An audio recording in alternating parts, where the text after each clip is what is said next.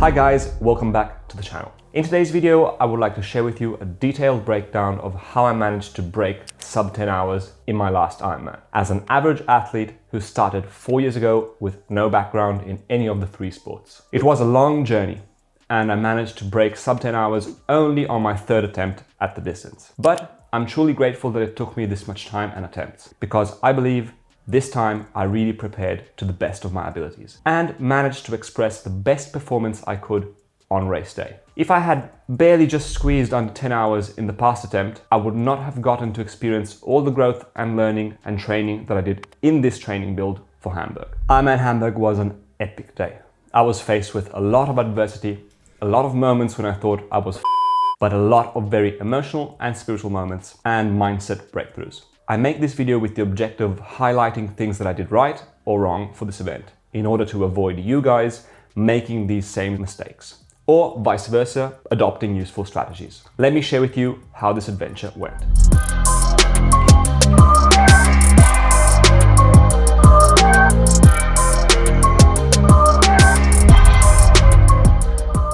To start off, the race was going to be in Hamburg, in the north of Germany, taking place on June 4th. The weather was supposed to be nice, with a fairly cool water temperature measured around 17 to 18 degrees Celsius the week before. The race was going to be the European Championships, with a pro race taking place as well. For the age group field, being in Germany and being the European Championship, I knew this would attract all the best and most competitive age groupers. But being that my goal was time-based, this didn't really influence my decision to register. I registered mostly because of the course and accessibility to getting there.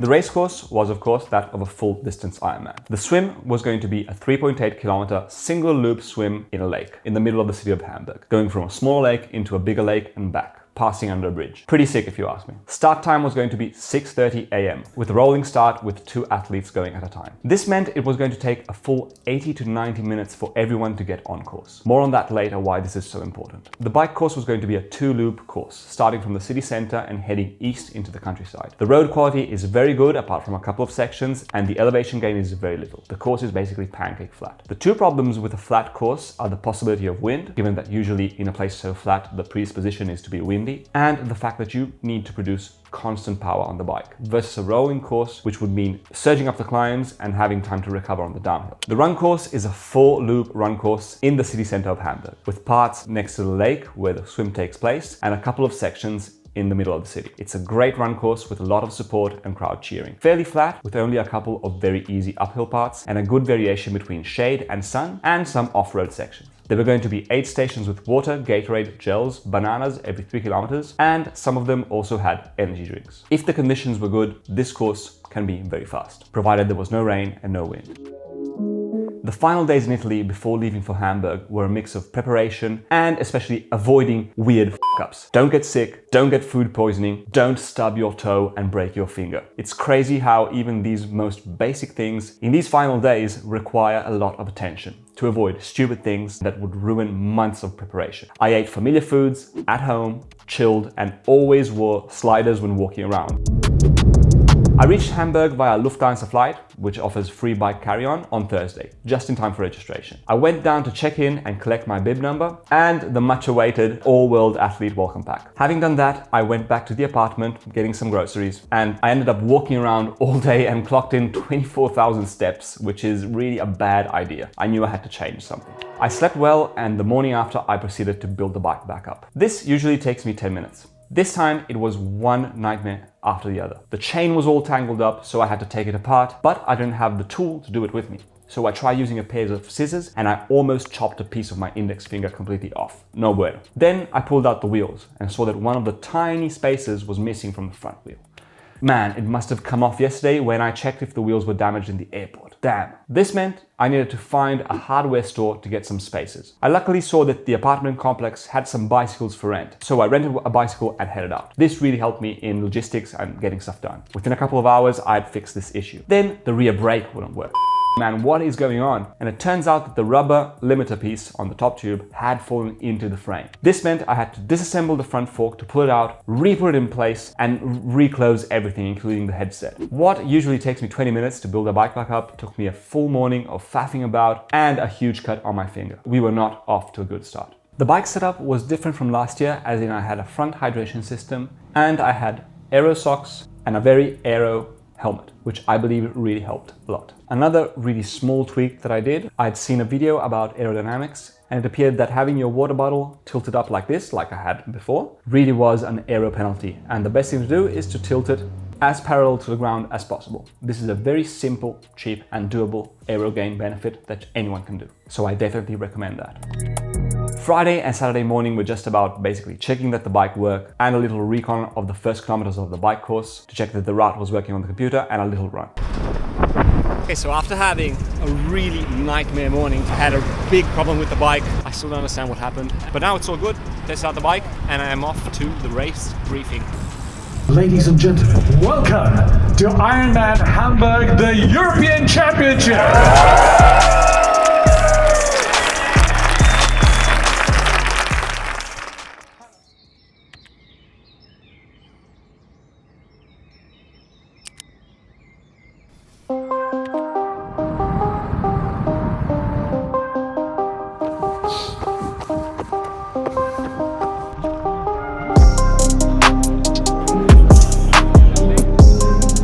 It is the day before the race. The nerves are starting to pop up. I've just got the practice swim done to see what the lake is like. The water temp was 19 degrees. Visibility is kind of meh. I mean, you can see your hands, but you can't really see much. It's a bit like murky, but it's okay. I got a kilo of rice and that's what I'm gonna eat from now. It is 12 o'clock. The race starts tomorrow at 6:30 a.m. and I'm only gonna eat rice up until that point. Also for breakfast tomorrow.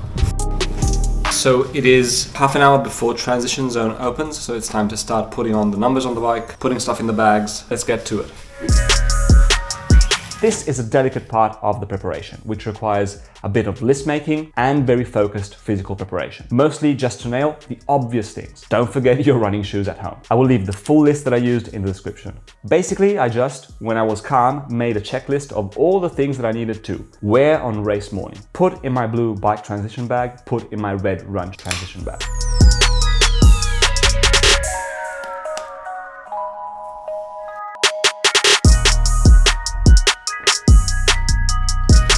Once I had done this, I headed to transition for bike racking. It was 3 p.m. and we're heading to bike check-in. It's always like a stressful moment because I have to remember all the stuff like the helmet, the number. It's actually not that much stuff, but it's like you just need to really get right, so you always have to double check and stuff. I found my spot and I went to rack the bike. This is the moment where the most important thing to check is just very simply that everything on the bike is working well. I mixed focused bike racking with chatting to the people racking next to me, including a dude from Sweden who was doing his 14th Ironman. It really is pretty inspirational to meet these kinds of people, and you meet so many in transition zone. The transition zone was extremely long, around 850 meters from the swim exit to the bike mounting. I had a good walk and look around for reference points to identify where my bike was. Road signs, trees, etc. I then headed to leave my transition bags, found my spot, and then had a very good and focused walk around transition from the swim exit to my exact spot. This is very useful to identify the best trajectory from swim exit to bags to bike. Transition zone efficiency is a very simple, free way to gain some free time. So it was my main interest to maximize my gains here. Done this, I went home and basically just started winding down to go to bed. It is 5 p.m. I'm so tired. I've been waking up really early the past days. I started waking up like at 4:30 a.m. to get used to the fact that I need to wake up super early tomorrow. Man, this rice doesn't really taste good at all. Something was off with the rice. Nah man, it's just your brain playing games with you. So I kept on eating this rice even though I could feel there was something kind of off. I then pulled the blackout curtains closed, put my eye mask on and lied down in bed at around 8:30, trying to get as much rest as possible, setting my alarm clock for 3:30 a.m. in order to eat and then get to the transition zone at 5 a.m.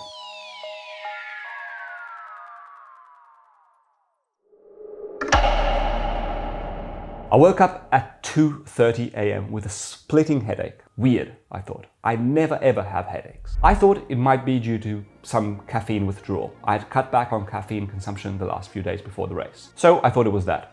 I tossed and turned and eventually I got up at 3:30 to prepare. Damn, I feel so bad. I had an insane nausea and the headache showed no signs of fading. Then, just like that, as soon as I drank coffee, I threw up blue rice. Yes, blue rice. The previous evening, I'd eaten my staple pre-race meal, a huge pile of rice. Then before going to bed, I had a blue Powerade. And something must have gone seriously sideways, causing me this headache, nausea, and stomach problems. And I'd never ever have stomach problems. So it was time for a new plan. Breakfast was out of the question. The most important thing was not throwing up again. So I just clicked into get it done mode, even if I didn't feel great. I prepared the nutrition.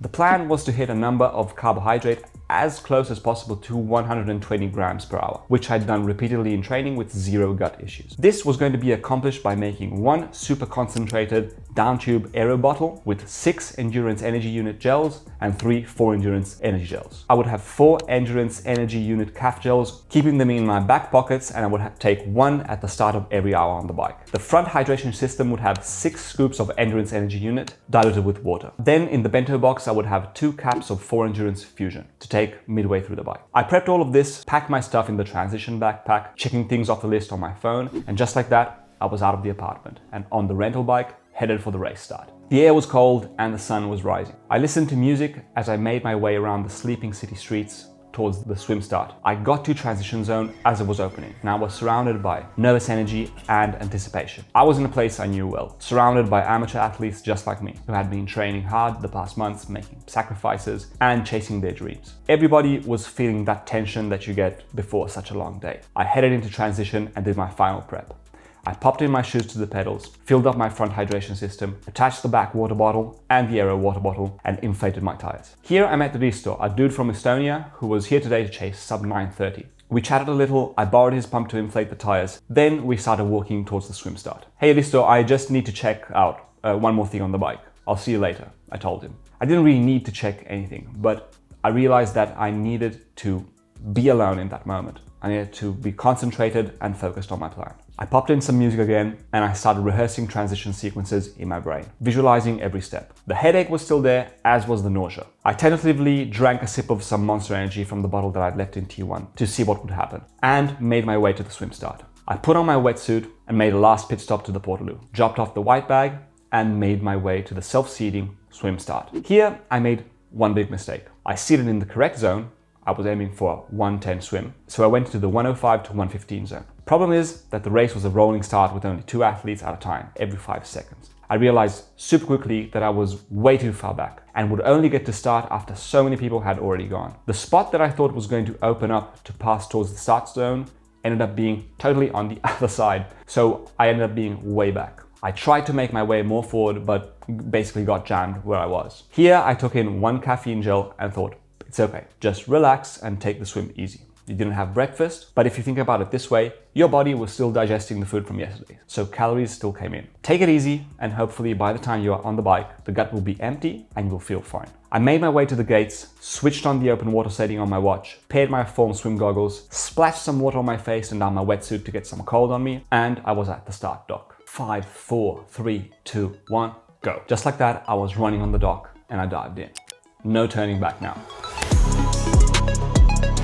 The water was cold, but I had my neoprene cap on, so it wasn't much of a shock. I swam at a comfortable but slightly challenging pace to warm up in this first phase, sighting every 6 to 10 strokes. Visibility under the water wasn't great, but it was kind of okay. You could see feet of people in front of you. I wasn't in the middle of people, I was fairly calm, and I was swimming my pace. The swim in Hamburg passes under one main bridge, twice, first on the way out and then on the way back, and under a second smaller bridge before the exit. Here, the first problem came up. My watch lost GPS tracking, which resulted in losing meters, which made the formal goggles display a crazy swim pace, really slow. Damn, now I don't know how fast I'm going, or how far I've swam, because I didn't have the correct amount of meters. But in reality, knowing roughly how long the race course was up to the big boys out in the big lake, and just checking my total swim time, I could kind of gauge that I was swimming slow, but I was still making progress. I reached the big boys outside, made the turn back, and then the second part of the swim started. This part of the swim progressively resulted in me feeling so low energy and so disconnected from what my normal technique and stroke is that I just kept thinking, I can't wait for this to be over.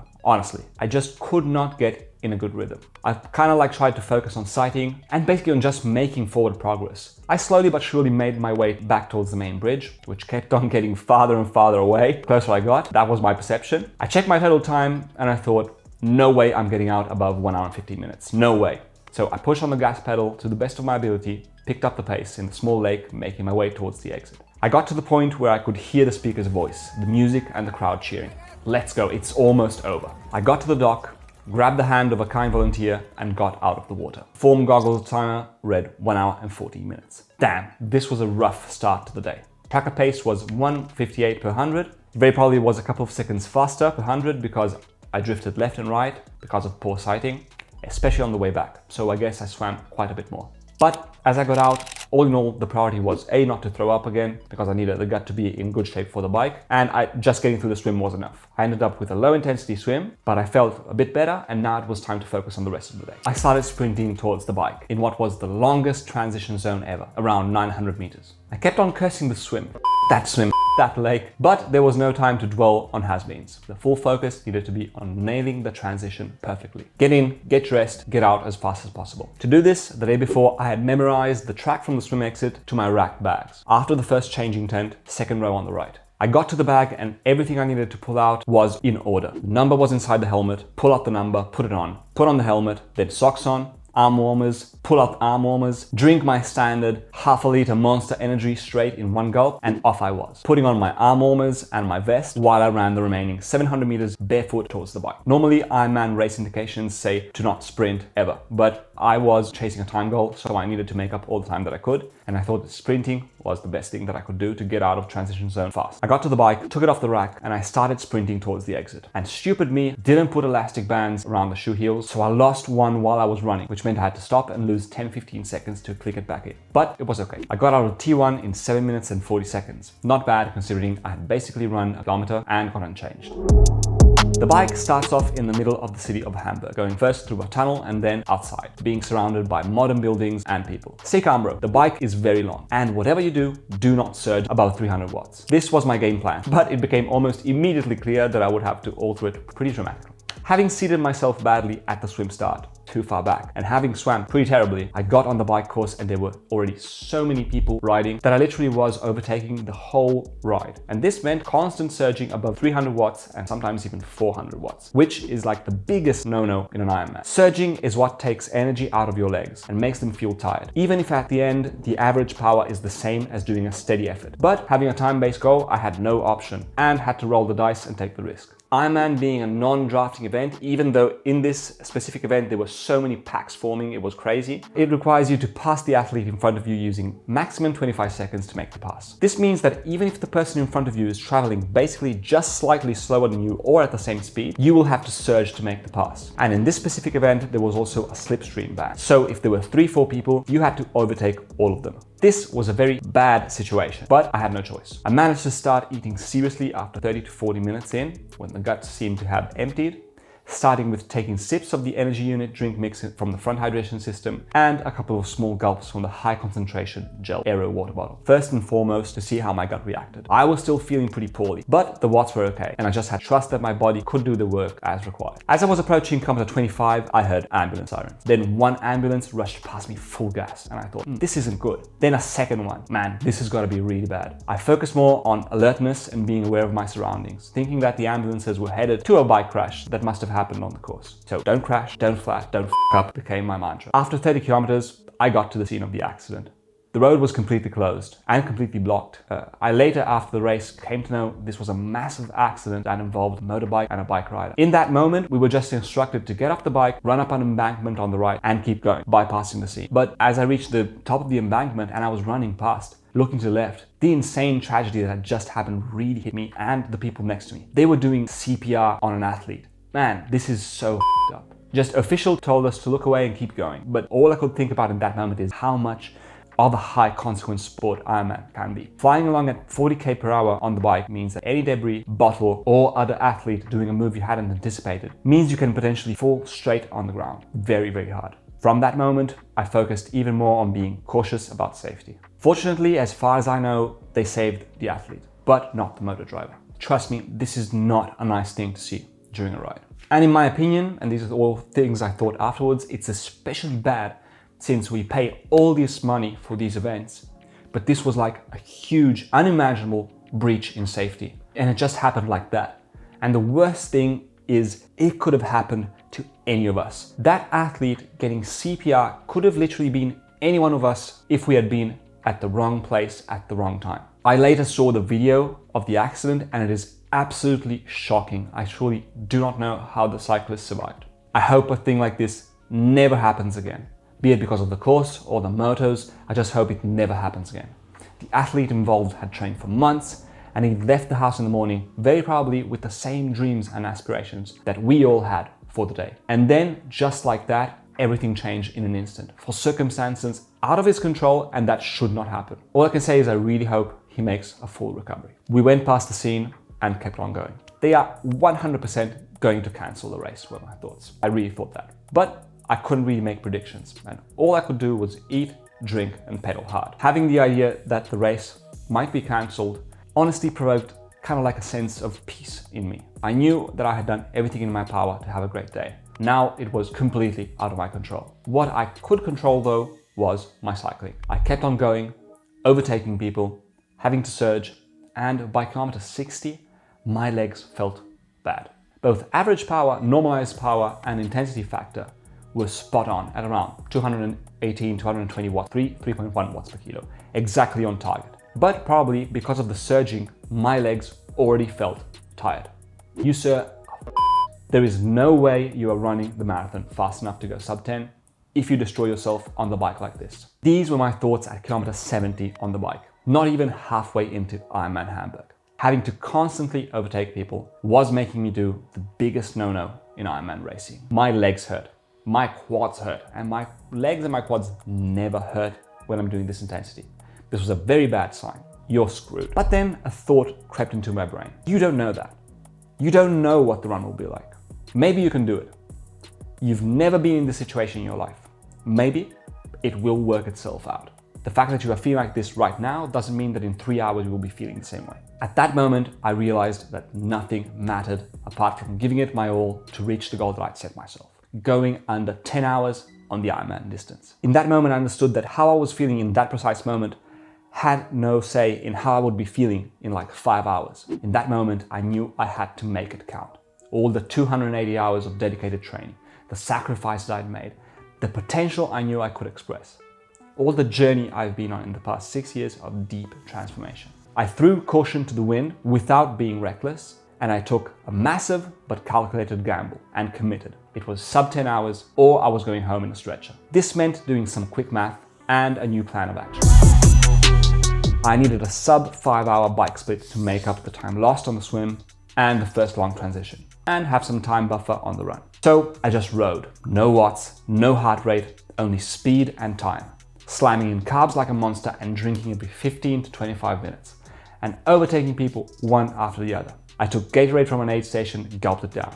I kept on eating and drinking, averaging close to 120 grams of carbs per hour, divided in one 45-gram endurance energy unit caffeine gel per hour, and the rest was energy unit gels, 4 endurance gel blends, and drinking energy unit drink, which was getting more diluted more and more from water and Gatorade I got from aid stations, with which I refilled the front hydration system. The front hydration system was a very good choice in my opinion. Being able to drink from the straw and refill it meant I basically could stay in the most aero position for the whole bike split. I almost never rode on the handlebars. Oftentimes I flew past the aid stations because I didn't really need anything. I also made it a priority to smile and wave back to supporters cheering on the side of the road. This is free positive energy. Loop 1 was done, 90k in, and loop 2 started. I was always overtaking, again having to hike around the accident scene and then being rerouted on another section of the course. It was basically essentially the same as the original course. Maybe the road quality was a little less good and it might have been 1 or 2k shorter. But I think the distance shortening was offset by the fact that we had to walk the hiker bike section. So it evened itself out. Following advice from a friend that had commented this on Strava, I took a water bottle from an aid station and shoved it down my tri-suit. Supposedly,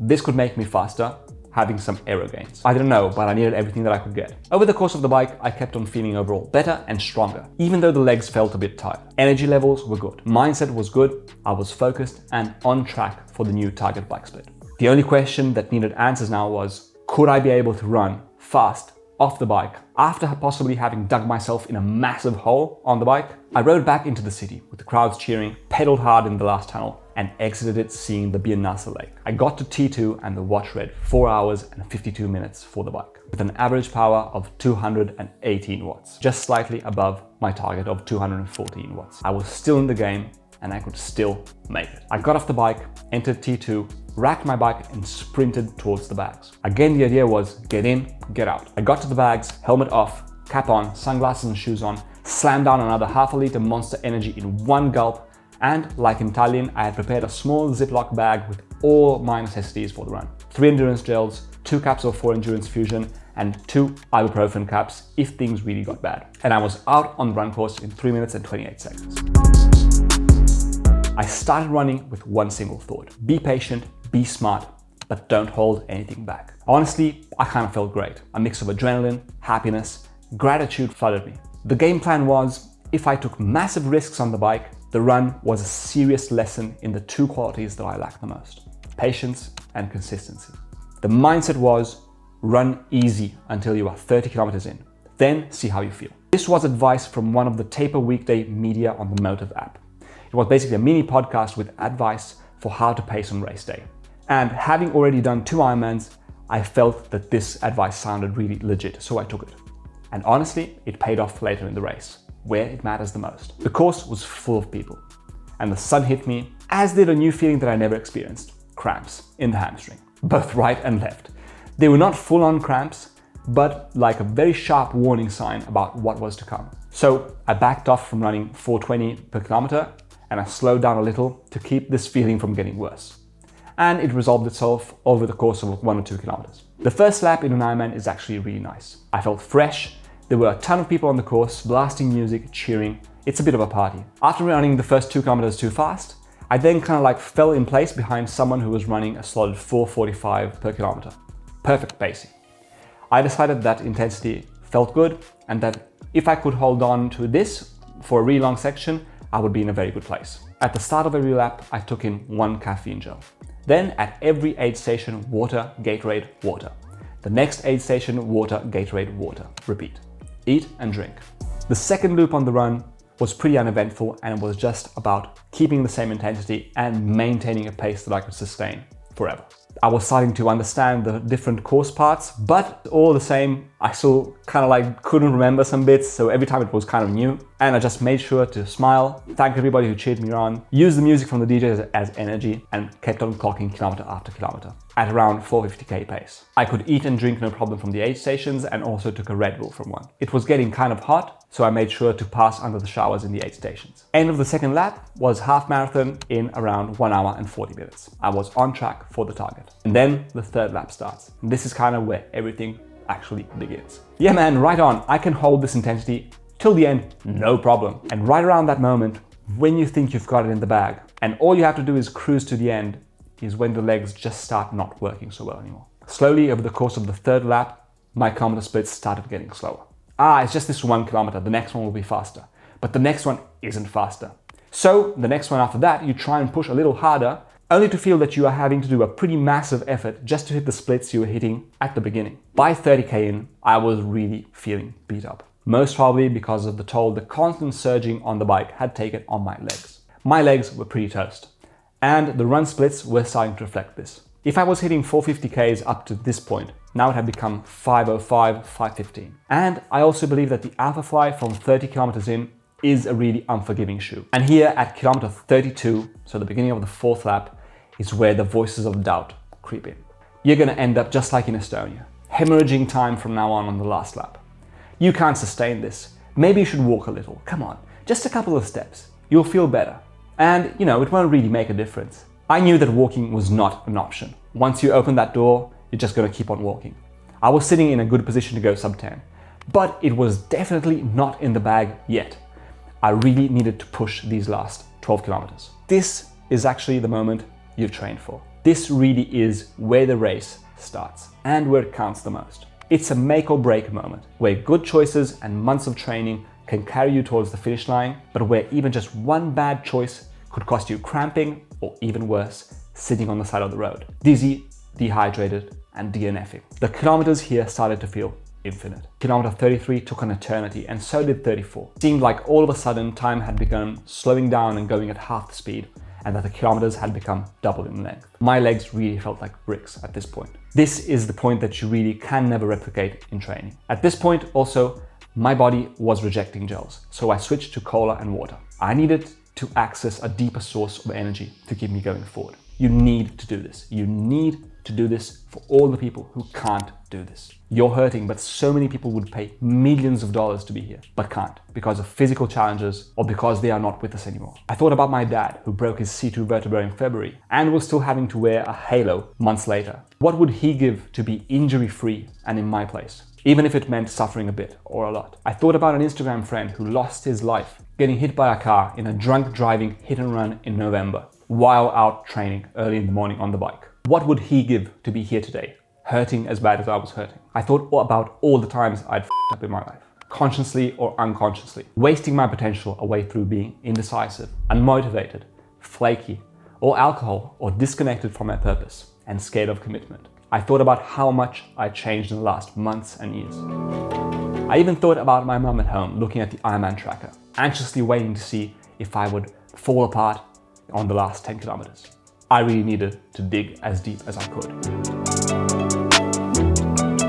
At kilometer 35.5, I walked an aid station, pulled up one of my socks which had fallen down, and then resumed running. From there on, I managed to feed off the energy of the crowd, smiling, thanking everyone who cheered, and thanking everyone at the aid stations, pumping up the DJs playing music at some of the street corners. I also managed to tap into some energy from all the messages from you guys that flooded my inbox the days before the event. I really didn't think anybody cared this much, so that really helped me. So thank you. This result is also thanks to you. I reached kilometer 38 and it was a turning point. I felt the finish line was in reach. The pace was stable at this point, around 5-minute Ks, and honestly, that was enough. I pushed as hard as I could in the final kilometer with a mix of emotions I'd never felt in my life. Disbelief. I literally could not believe this was happening. All the months prior, all the things that had gone well and according to plan, all the growth, happiness for having really pushed myself to the limits and oftentimes having surpassed them. Pride for having listened to my intuition and believing in the journey I had embarked on. I literally could not believe it. As I reached the finish line chute and I heard the words again, "Patrick, you are an Ironman," it always hits hard. I was smiling across the finish line and I'm gonna be honest, I teared up a little. In the end, I came away with a decent, for me, 3:24 marathon, which, considering how much I risked on the bike and had to surge, I really consider a solid effort and definitely very close to the maximum I could put out on that day. This run led me to going faster than my target goal, which was a 9:55 by 10+ minutes, and crossing the finish line in 9 hours and 42 minutes. Now that is unbelievable, were my first thoughts. My legs couldn't move, my overall energy and body was completely destroyed. All I could do was lean over with my hands on my knees and slowly try to recover a bit. I had really given it everything I had on the day. After the finish line, I was absolutely annihilated, but so happy, just in pure awe that it had actually all happened. All the training, the hard moments preceding Hamburg, all the choices I had made in the past years. At this moment, in some way, everything made sense now. Adapting and creating a new plan of action under pressure on the day when it matters the most. Leveraging the mindset tools practiced and developed in training. The physical tools built in the past months and years for an outcome that I can now proudly cherish forever. A very kind volunteer came over to check on me to see if I was all good. And no matter how hard I tried to act normal, obviously it looked like I was about to faint. So he stuck with me, taking me to the athlete garden where I sat down in silence and just tried to take it all in.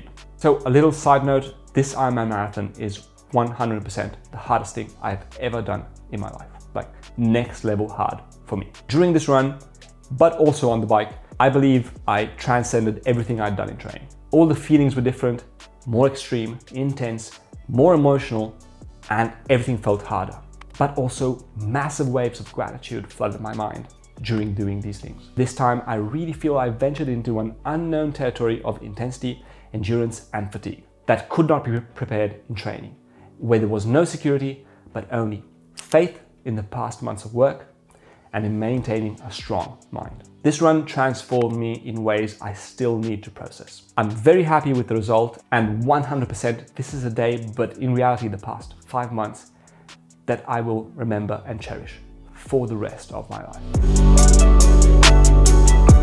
Age group Ironman participation is a hobby, but also one of the most powerful self-development tools I've found in the past years. Some people approach it just as numbers and performance-based. For me, and this race proved it once again, it is about exploring the possibilities of our human potential, both physical and mental, to transform our lives. Ironman is a statement of excellence, commitment, passion.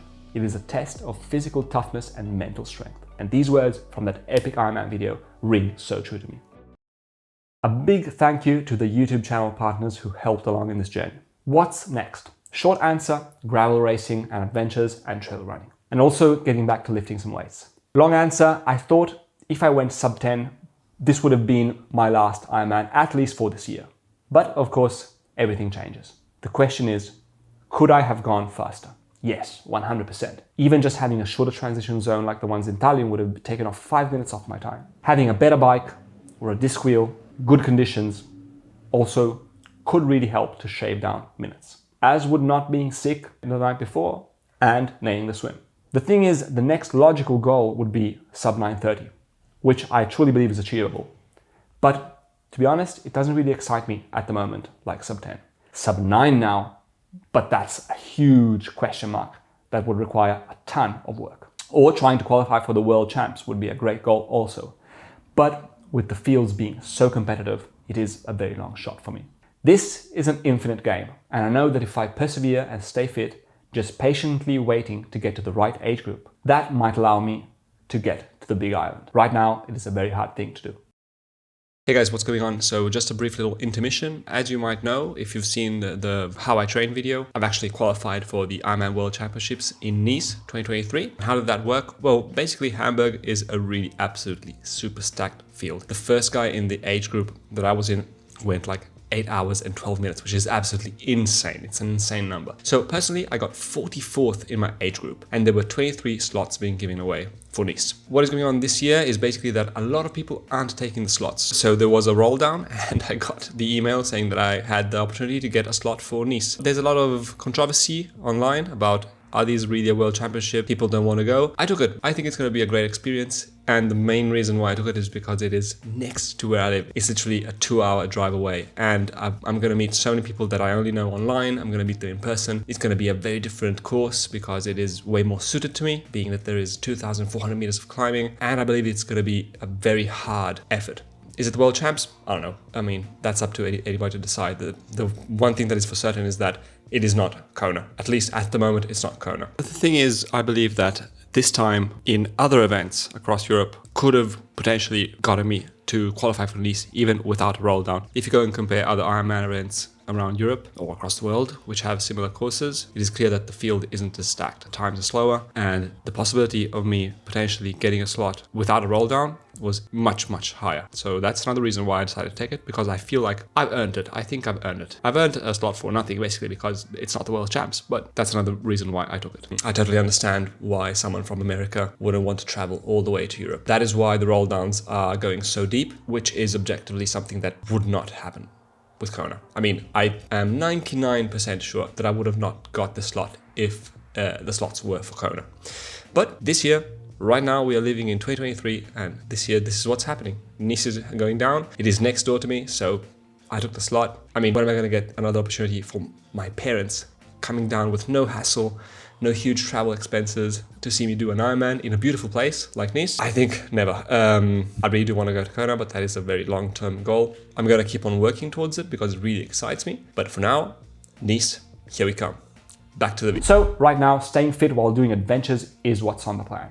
Gravel, trail running, and exploring the mixture of endurance plus adventure to push different limits, not so closely tied to peak performance. This is also an aspect of endurance training that I would like to promote to you guys and with this channel, because it can be a really cool addition to our lives, using our hard-earned fitness to explore the great outdoors and connect to nature. Thank you for watching the video. Could I have done anything different in your opinion to go faster? Leave your suggestions in the comments, And if you found this video useful, please consider leaving a like and subscribing to the channel to stay up to date with the future videos coming your way. There is also a Discord chat where we share training, race recaps, podcasts, etc. that you might enjoy. I will leave the link below. Thank you, and I will see you in the next video.